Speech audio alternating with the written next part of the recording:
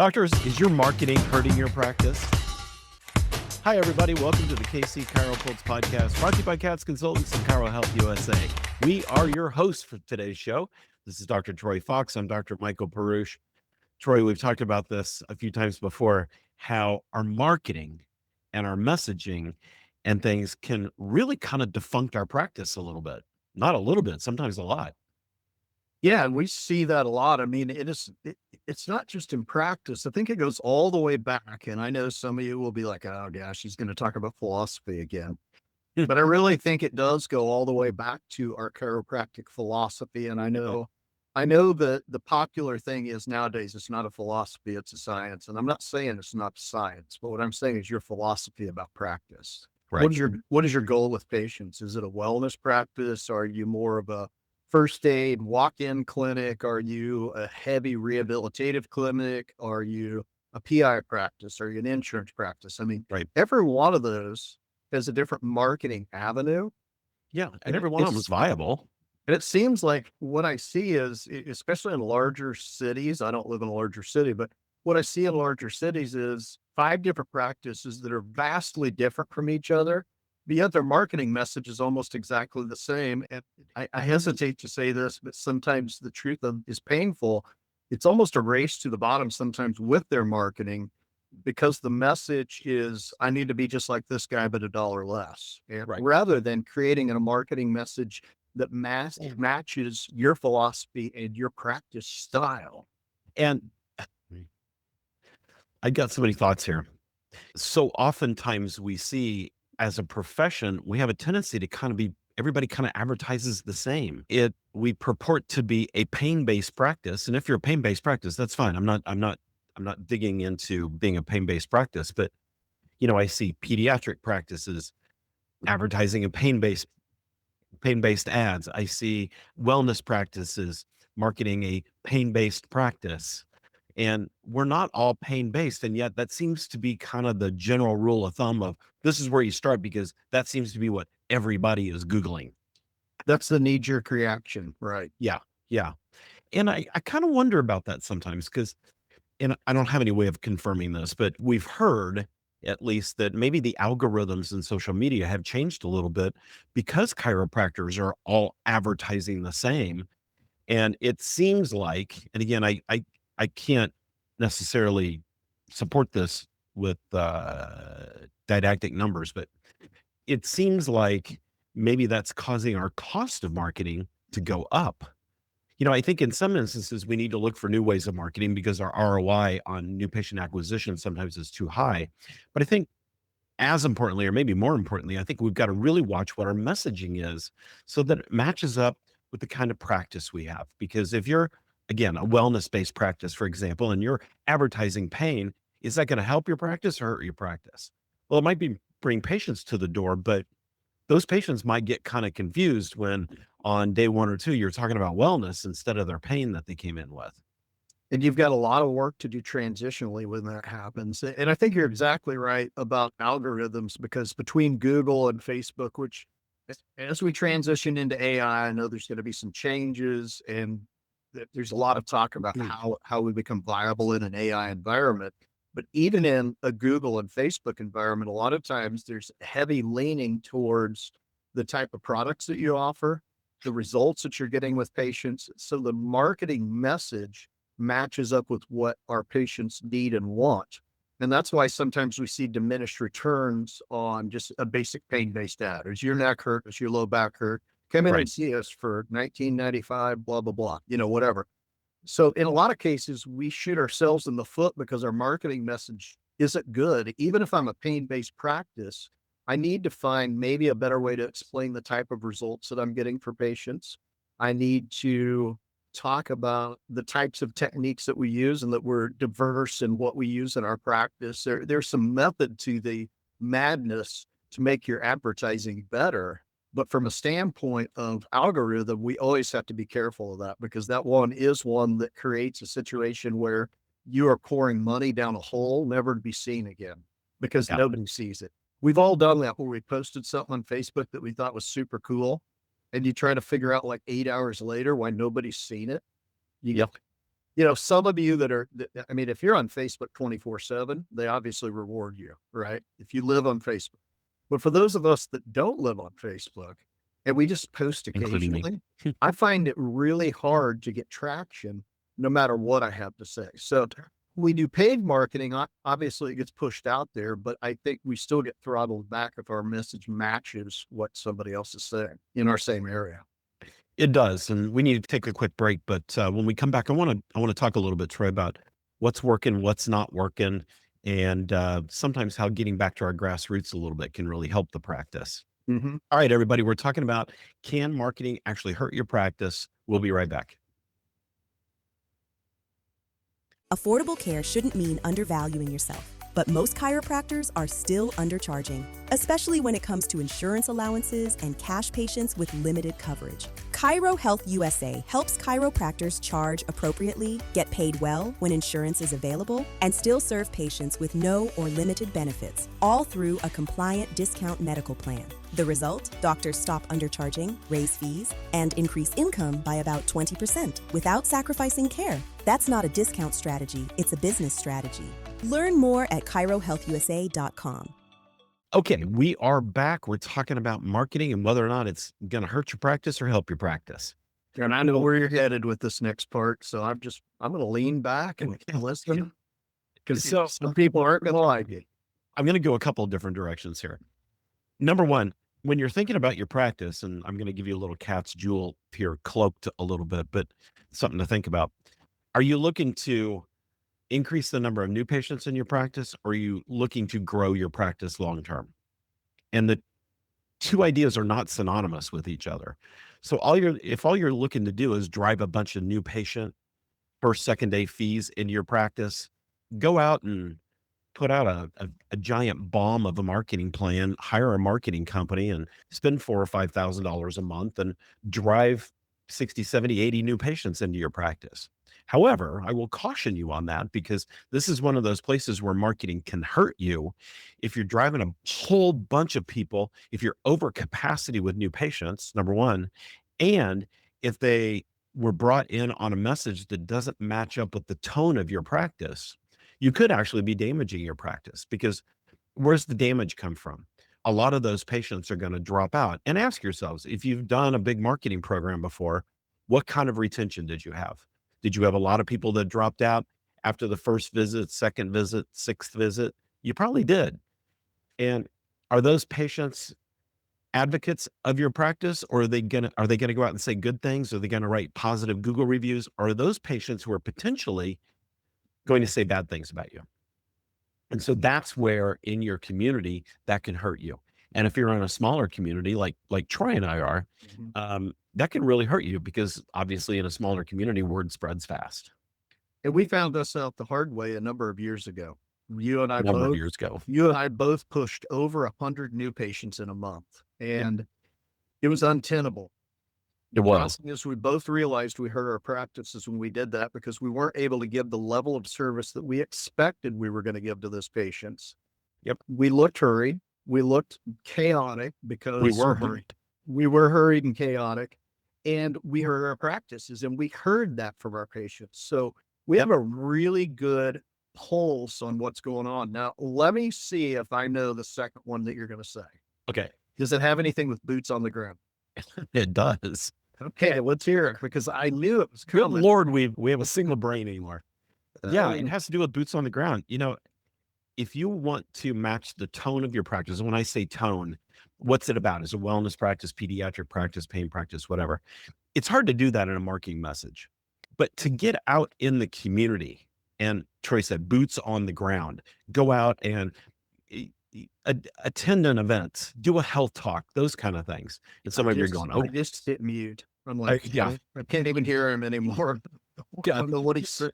You've gone, oh God, not a health talk. I don't like people enough to want to speak in front of them. Sure. But seriously, the, those are the venues, those are the marketing activities where people get to meet you. They get to talk to you. They get to see what you're about. They get to see what kind of a doctor you are. And one of the big things is they get to see if they have a relationship potentially with you. If they kind of match, I call it tone. I go back to that word. If they kind of match tone with you. And this is important because those are the kind of patients we want to bring into our practice.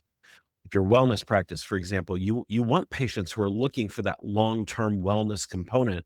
They have an interest in nutrition and lifestyle exercises and those kind of things, and regular chiropractic care. And let me throw this out there. When you do this, sometimes you think, oh, man, we only, we went out there and we got 4 new patients out of the deal when whatever we went to.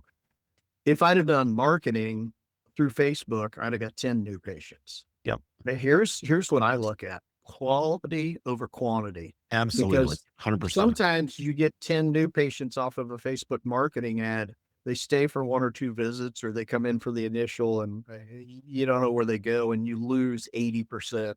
And if that's something that you have seen, when you get people that you actually put boots on the ground and you're face to face with them, what I've noticed over the years, and again, I can't give you any research statistics, but what I can sure tell you is when I've been out there in the public and I've sat down and talked to people one-on-one, Mhm. it creates quality new patients.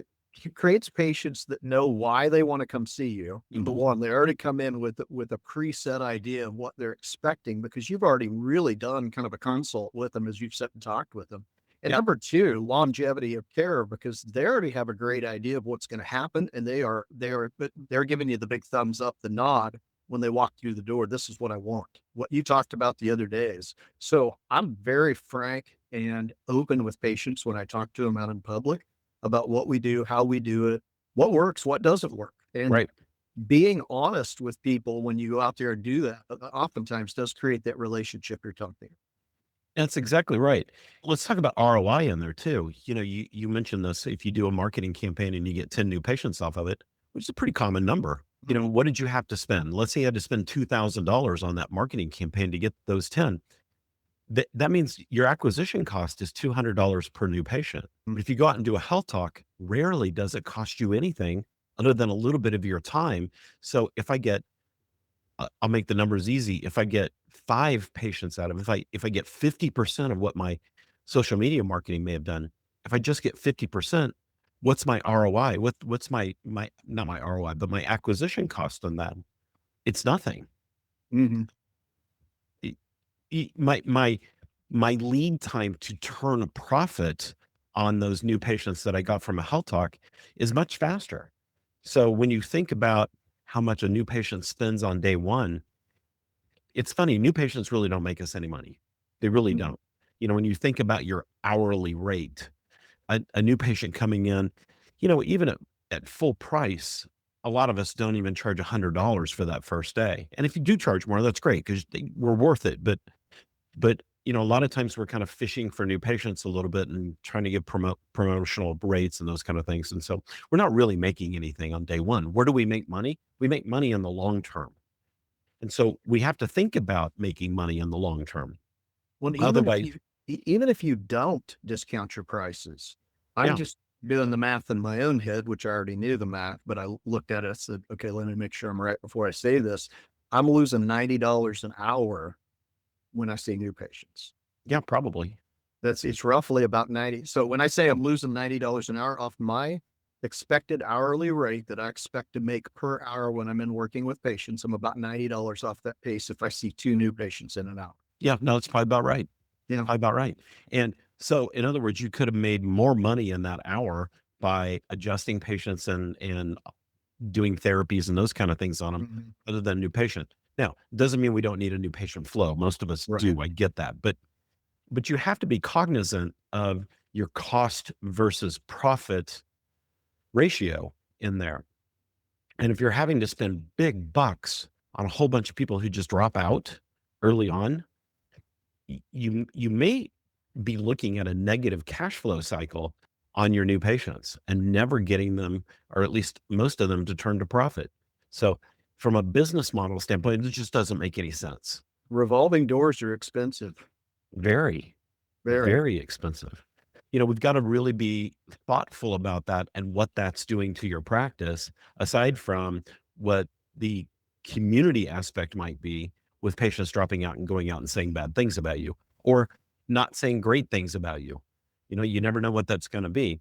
And the old adage is for every patient who loves you, they'll go out and tell 3 or 4 people, but every patient that dislikes you, they'll tell 10. Mhm. So we have to be really careful about that. And again, Troy and I learned our lesson on that the hard way.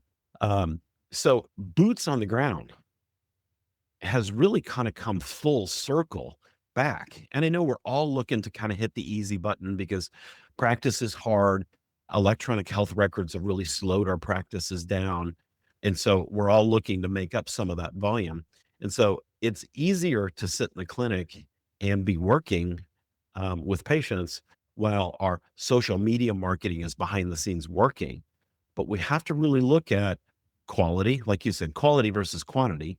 Quantity, if you want quantity, social media marketing. If you have no worry about the profit margin ratio with new patients, social media marketing. If you have unlimited cash access and you can wait out the storm until patients become profitable in the social media marketing model, go that route. But if you want high quality new patients, boots on the ground is still the best way to go. But I think it's important to really talk about what other options are available to us with boots on the ground other than just doing health talks. Mhm. There's a lot of avenues out there open to us that we don't even realize. And one of the things that I think is a mistake is I hear a lot of doctors joining these groups like the chamber and BNI groups and those kind of things. And that's great. That's great. But are you using it correctly?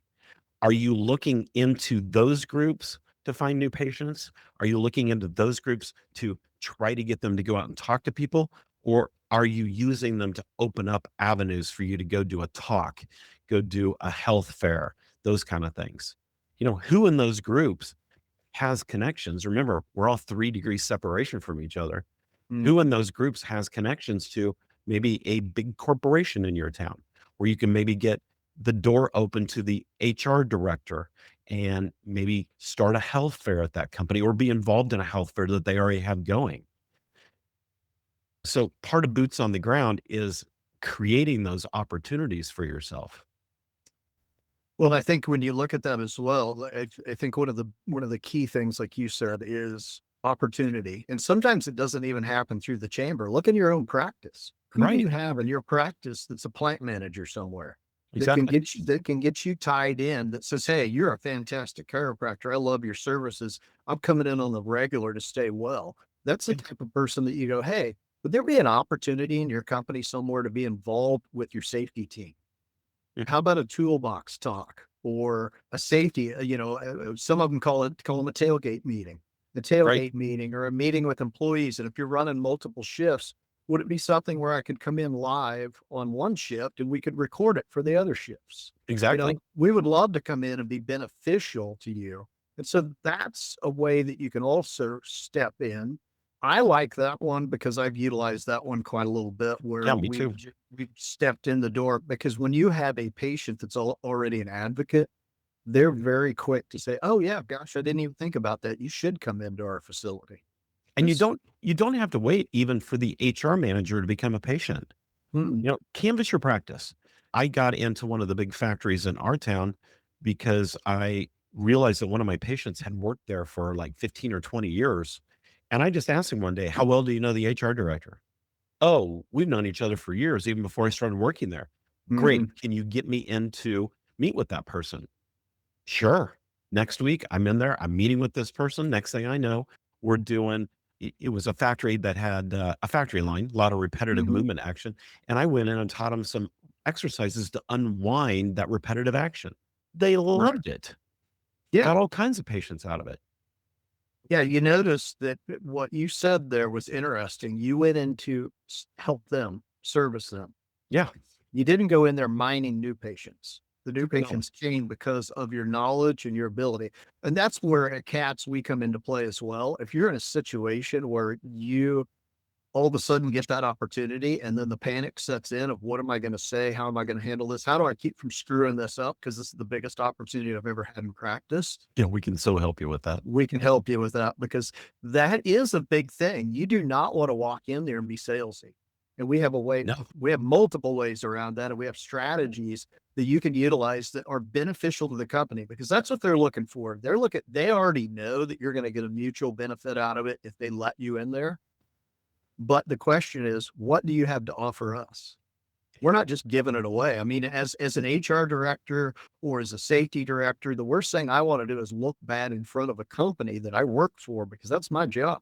So we need to take another break, but when we come back, let's talk a little bit about what do these companies need? Patient numbers dipping, staff overwhelmed, and another marketing idea promising the world but delivering nothing. These pressures feel familiar to nearly every chiropractic clinic today. Across the country, chiropractors work hard, yet many find themselves stuck, balancing patient care with the nonstop demands of running a business. That's where the real strain begins. Most clinics face the same set of hurdles: inconsistent new patient flow, operational bottlenecks, and the constant challenge of staying visible in an overcrowded digital space. National reports show that over 60% of clinics struggle with scheduling efficiency alone, and even more lack a clear marketing strategy that reliably converts. But the good news? These challenges aren't roadblocks, they're signals. With the right procedures, smarter outreach, and guidance built specifically for chiropractic practices, clinics can turn daily stress into sustainable growth. Stronger clinics start with smarter strategies. Grow your practice with confidence. Book your strategy session with CATS Consultants. What are different ways to open those doors without being salesy? So we're talking about how marketing can either make or break your practice. We're going to take another quick break. We'll be right back. Okay, everybody. Hopefully you haven't wanted to jump off a cliff somewhere because you think your marketing is bad. We're not trying to say your marketing's bad. We're just trying to say that, maybe your marketing could be more on point. And so we're just trying to bring up some good thoughts. We were talking about getting into corporations and really anywhere that can use our services. But I think corporations are a great place to start. What do they need? HR directors are always looking for ways to keep their employees healthier, because they want to avoid work comp costs and those kind of things. And if you read the research, chiropractic is an amazing source for HR directors to be able to cut a lot of their costs and keep their employee teams more productive. And you start speaking those kind of things, and HR directors are going to sit up and take notice. And some of them have no idea Right. what we do. And so when you go in and you start talking to the HR director and you speak their language, and you're Yeah. speaking a language that says, I want to help you create stability with employees. Yeah. Wise, all of a sudden, like you said, they sit up in their chair. All of a sudden they're listening, because they realize that. And the next question, do all chiropractors know this? It's amazing to me sometimes how little the public knows about how much we know and how knowledgeable we are about not only the spine, but just healthcare in general. And so you can create a situation where you really impress just by utilizing. You don't have to go flashy. What No, you no. do is just walk in with a plan to help this company and Yeah. to listen to what they have to say. And that's the other thing that I see sometimes it's a real problem, is that you go in there with guns ablazing because you're so nervous about what you're going to say that you try to bull the conversation, right? You need to listen to what they're saying at the same time, because sometimes they're going to interject something that will take you in a different direction. But if you're not Right. listening and you just push your agenda, you're probably not going to make it very far in that conversation. And so here's a great example of that. I had a neighbor who was an executive at one of the bottling companies in our town, and they employed a lot of people. And we were just at a neighborhood event one time, and I just asked him, "Do you guys have a lot of employee downtime, a lot of work related injuries?" "Oh my gosh, yes." And I said, "How about I come in? I do these free of charge. How about I come in and teach your employees some exercises and things to help avoid some of those injuries?" "Oh my gosh, you would do that? That'd be great." Sure. I went in, I did a little 20-minute presentation one day, and pretty soon that week, we had 3 or 4 of their employees call and make appointments. I didn't sell anything. I really didn't make an offer. It was just if I can ever help you, if you have any questions or anything, give me a call, give our office a call. That was it. And then pretty soon I'm getting called asking, "Can you do our pre-employment physicals?" from the HR director. Sure, I could do your pre-employment uh, exams. And then a few weeks later, a month or so later, can you take over our work comp cases? Sure. So that one little 20-minute presentation cost me nothing, but brought me a ton of very profitable business. And so it's just getting creative and using your connections. And you reduce the amount of separation between you and those employees and that company when you did that, because you started to develop a relationship with them. You were no longer the guy down the street. You were the Right. guy that came in and gave us really great ideas. And the employees are going, hey, I trust this guy. I'm listening to, because people will make a determination on whether they trust you or not pretty quickly when they listen to you. Sure. Right.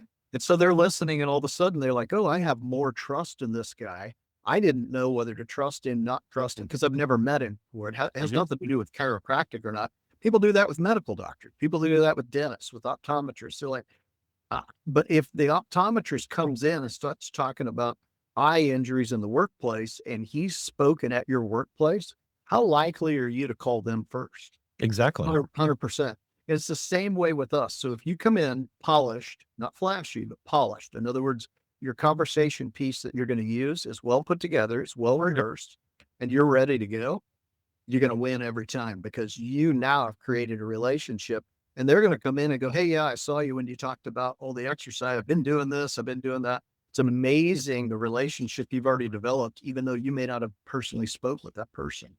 Exactly. Exactly. And, you know, these are just some of the things we do at CATS Consultants.